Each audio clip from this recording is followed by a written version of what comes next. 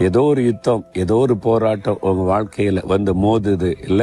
உங்களுடைய குடும்பம், உங்களுடைய பிசினஸ், உங்களுடைய ஊழியம் அல்லது உங்களுடைய வேலை, ஏதோ ஒரு காரியத்துல ஒரு யுத்தம் மோதுது, என்ன பண்றதுன்னு தெரியல. மோதுவது நம்மோட பலசாலியா இருக்கிறாங்க, பெரும் கூட்டமா இருக்கிறாங்க, இவங்களை எப்படி நம்ம ஜெயிக்க முடியும் அவ்வளவுதான் அப்படின்னு நினைக்கிறீங்களா? ஒரு பெரிய கூட்டம், இராணுவமே வந்து, எகிப்தின் ராணுவமே வந்து இஸ்ரவேல் மக்களை அடிமைப்படுத்த வந்தது. அப்பதான் ஆண்டவர் வாக்கு கொடுத்தார், கர்த்தர் உங்களுக்காக யுத்தம் பண்ணுவார், நீங்க சும்மா இருங்க போதும், உங்களால யுத்தம் பண்ணி ஜெயிக்க முடியாதுன்னு எனக்கு தெரியும், நான் யுத்தம் பண்ற, அமைதியா இருங்கன்னு சொல்லி தேவன் யுத்தம் பண்ணி அந்த இராணுவத்தை அழித்து போட்டு தன்னுடைய ஜனத்தை பாதுகாத்தார். உங்களுக்காக கர்த்தர் யுத்தம் பண்ணுவார். முடியாது அவ்வளவுதான் நினைக்கிறீங்களா? உங்களுக்கு அவர் ஜெயம் தருவார். பயப்படாதுங்க. விசுவாசத்தோட கர்த்தர் எனக்காக யுத்தம் பண்ணுவார், அதனால நான் பயப்பட மாட்டேன்னு தைரியமா சொல்றீங்களா?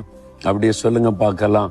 தகப்பனே, நான் பயப்பட மாட்டேன், நீங்க எனக்காக யுத்தம் பண்ணுகிற தேவன், இந்த யுத்தத்தில் எனக்கு பெரிய வெற்றியை தரப்போறீங்க, நான் விசுவாசிக்கிறேன். இயேசு கிறிஸ்துவின் நாமத்தில் ஆமேன்.